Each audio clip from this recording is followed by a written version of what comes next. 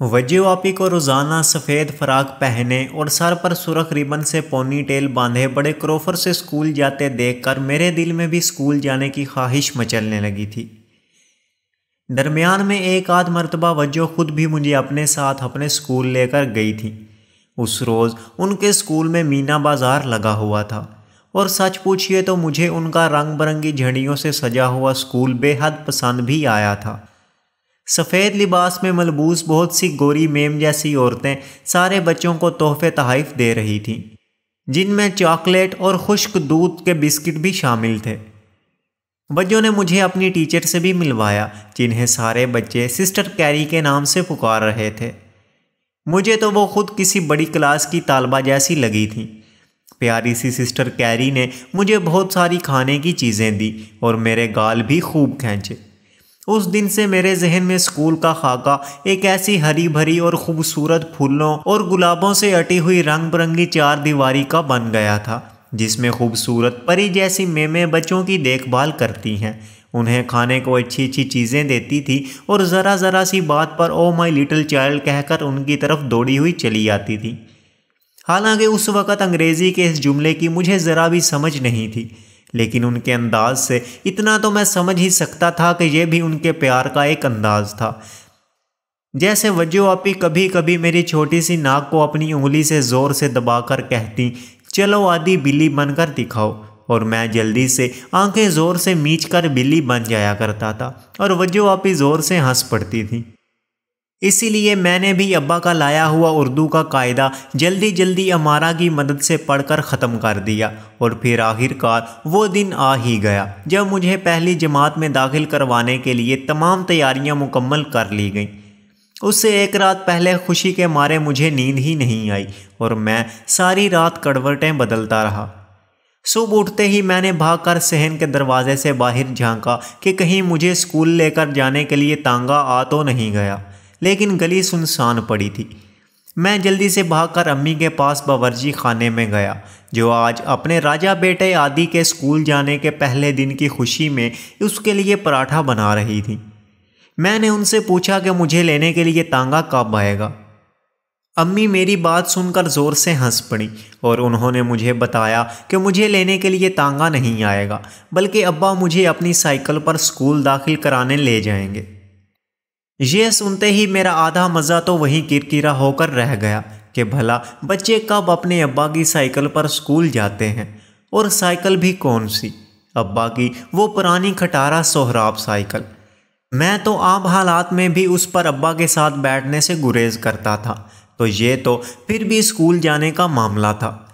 بھلا میرے اسکول کی میم مستانیاں مجھے ابا کی سائیکل کے ڈنڈے پر لگی اگلی چھوٹی سی گدی پر بیٹھے اسکول آتے دیکھ کر کیا سوچیں گی، اور ان کی نظروں میں میری بھلا کیا خاک عزت رہ جائے گی۔ ایک بار تو جی میں آیا کہ صاف انکار کر دوں کہ میں تانگے کے بنا اسکول نہیں جاؤں گا، لیکن پھر یہ سوچ کر چپ ہو رہا کہ کہیں تانگے کو بہانہ بنا کر میرے گھر والے واقعی میرا اسکول جانا ہی منسوخ نہ کر دیں۔ البتہ میں نے دل میں یہ سوچ لیا تھا کہ ایک بار میرا اسکول میں پکا داخلہ ہو جائے تب میں تانگے کے لیے بھوک ہڑتال ضرور کروں گا۔ خدا خدا کر کے ابا نے اپنی سائیکل گھر سے باہر نکالی، اور میں امی کے ہاتھ کا بنایا ہوا ملیشیا کے کپڑے کا بستہ گلے میں ڈال کر جلدی سے سائیکل پر بیٹھ گیا، اور ابا مجھے لیے اسکول کی جانب روانہ ہو گئے۔ لیکن یہ کیا، یہ تو کسی اور جانب ہی مڑ گئے تھے، اور محلے کے پھاٹک سے نکل کر دائیں کی بجائے بائیں جانب چند ہی پیڈل مار کر سڑک کی دوسری جانب ایک عجیب سی بھدی اور بدنما پیلے رنگ کی عمارت میں داخل ہو گئے۔ میں سمجھا یہ ابا کا دفتر ہوگا، لیکن میرے تو ہوش ہی اڑ گئے جب انہوں نے سائیکل کو اس کے سٹینڈ پر کھڑا کیا اور مجھے اتارتے ہوئے بولے، لو بھائی، آ گیا ہمارے عادی کا اسکول۔ ابھی میں ان سے یہ کہہ بھی نہیں پایا تھا کہ ابا جی آپ کو ضرور کوئی غلط فہمی ہوئی ہے، کہ اسی اثناء میں ایک سخت گیر قسم کے مولانا، جن کی شکل و شباہت ہماری مسجد کے پیش امام سے ملتی جلتی تھی، سامنے سے آتے ہوئے نظر آئے۔ انہوں نے ابا سے ہاتھ ملایا اور مجھے یوں دیکھا جیسے کسائی بکرے کو دیکھتا ہے۔ ابا نے ان سے کہا کہ یہ میرا برخوردار آباد ہے، اور آج سے یہ آپ کے حوالے ہوا۔ میں جلدی سے ابا کی ٹانگوں کے پیچھے چھپ گیا، لیکن ابا تو بالکل ہی انجان بن گئے تھے۔ انہوں نے پھر سے کھینچ کر مجھے آگے کر دیا۔ مولانا صاحب، جن کا نام بعد میں حافظ انور معلوم ہوا، نے میرا ہاتھ سختی سے پکڑ لیا، جیسے ان کو اس قسم کے الوداعی لمحات کا پہلے سے ہی کافی تجربہ ہو۔ ابا بیگانوں کی طرح اپنی سائیکل پر بیٹھے اور پیڈل مارتے ہوئے یہ جا اور وہ جا۔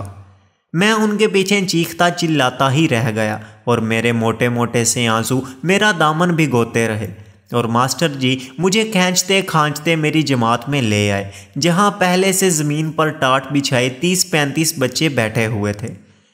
میں نے وجو آپی کی کلاس میں خوبصورت ڈیسک پڑے ہوئے دیکھے تھے، جبکہ یہاں تو گرد سے اٹے ہوئے ٹاٹ پر مجھے زبردستی بٹھا دیا گیا تھا۔ باقی بچے بھی کافی سہمے ہوئے سے لگ رہے تھے۔ میں نے میم استانیوں کی تلاش میں ادھر ادھر نظریں دوڑائیں، لیکن میرے ساتھ ٹاٹ پر بیٹھے دوسرے بچے نے مجھے بتایا کہ وہ مجھ سے 2 دن پہلے سے یہاں آ رہا ہے، اور اس نے یہاں کوئی میم نہیں دیکھی، بس اسی قسم کے ماسٹر پائے جاتے ہیں جیسے ہمارے سامنے کرسی ڈالے بیٹھے ہوئے تھے۔ اس بچے کا نام راجہ تھا، اور وہ ہمارے محلے میں 3 درجے کے کوارٹروں میں چند گھر چھوڑ کر رہتا تھا۔ پھر جو میں نے غور سے دیکھا تو آس پاس بہت سے بچے ہمارے ہی محلے کے وہاں بیٹھے نظر آئے۔ یا اللہ، یہ کیا ماجرا تھا! یہ کیسا اسکول تھا، جو اسکول کم اور کوئی جیل زیادہ لگ رہا تھا۔ مجھے یہ سوچ کر ہی ہول آنے لگے کہ اس فضول جگہ اب مجھے روزانہ آنا ہوگا۔ کچھ ہی دیر میں ماسٹر جی نے ہمیں اردو کا پہلا قاعدہ نکالنے کا کہا، اور ایک کالے رنگ کے تختے پر پہلے الف مدہ اور پھر میم جوڑ کر عام لکھ دیا، اور اگلے 1 گھنٹے تک ہمیں بے وقوف سمجھ کر اسی ایک لفظ کی گردان کرواتے رہے۔ 1 گھنٹے کے بعد اسی ماسٹر نے اردو سے دینیات کے استاد کا روپ دھار لیا اور ہمیں عربی کی آیتیں پڑھانے لگے۔ 1 گھنٹے کے بعد انہوں نے پھر چولا بدلا اور ریاضی کے ماسٹر بن کر 2 کا پہاڑا رٹانے لگ گئے۔ سچ پوچھیں تو میں اسی ایک استاد کا چہرہ دیکھ دیکھ کر بے حد بور ہوا۔ بعد میں پتہ چلا کہ اس طرح کے سرکاری اردو میڈیم سکولوں میں ہر جماعت کا بس ایک ہی ماسٹر ہوتا ہے، جو بیک وقت اردو دان، ریاضی دان، دینیات، معاشرتی علوم، سائنس اور املا سمیت تمام مضامین کا ماہر ہوتا تھا، اور اگلا پورا 1 سال یہی صاحب ہمیں یہ سارے مضامین پڑھائیں گے۔ لا حول ولا قوت! بھلا یہ بھی کوئی طریقہ ہوا؟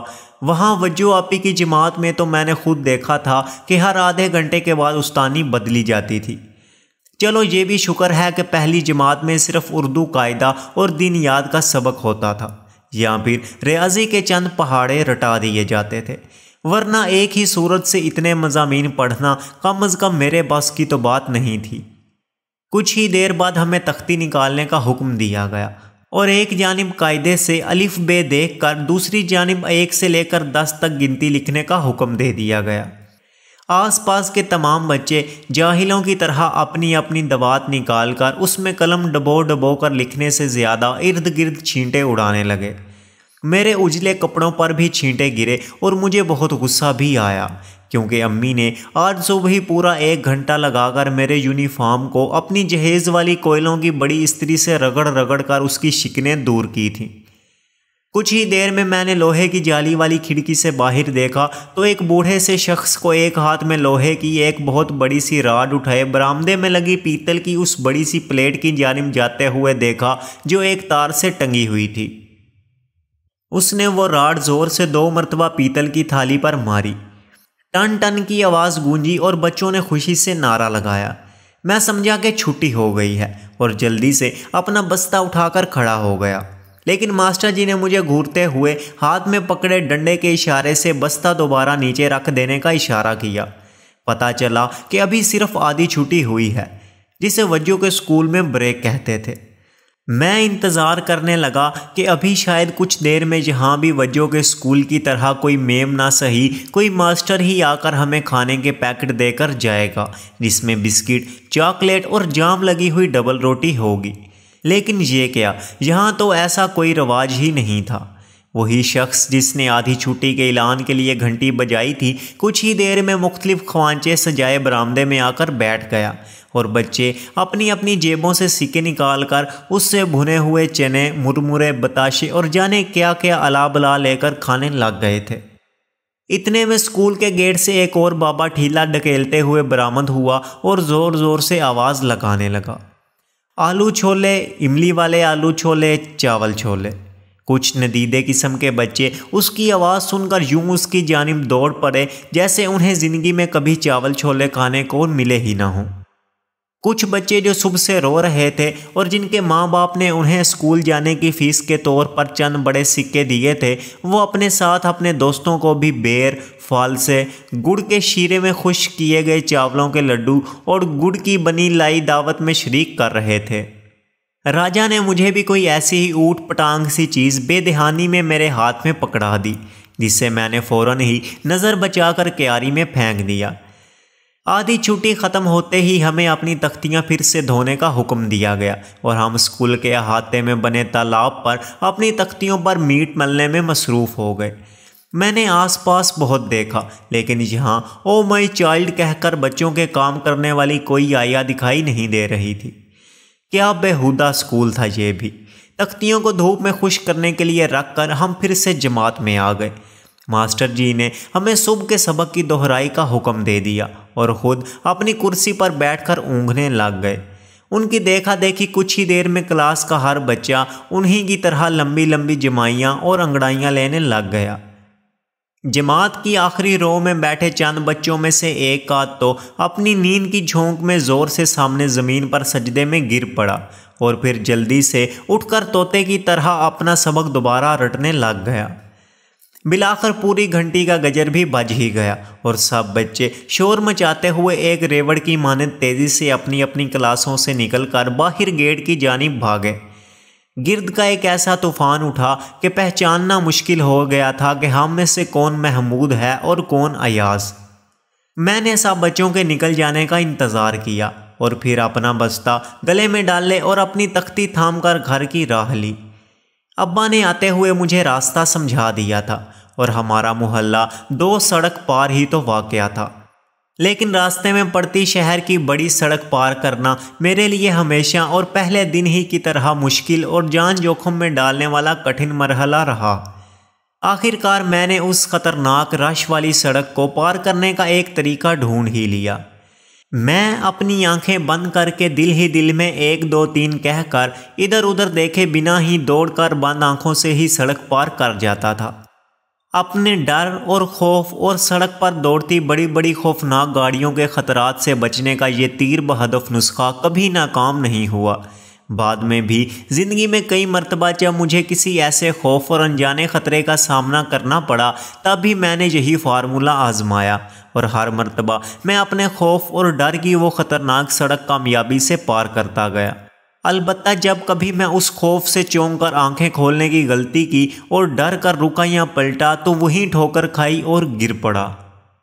अगर आपको हमारी ये काविश पसंद आई हो तो बराए मेहरबानी चैनल को सब्सक्राइब करना मत भूलें और साथ लगे बेल आइकन को भी ज़रूर प्रेस कर लें ताकि आने वाली मज़ीद इक़सात और दूसरी वीडियोज़ का नोटिफिकेशन आपको सबसे पहले मिल सके।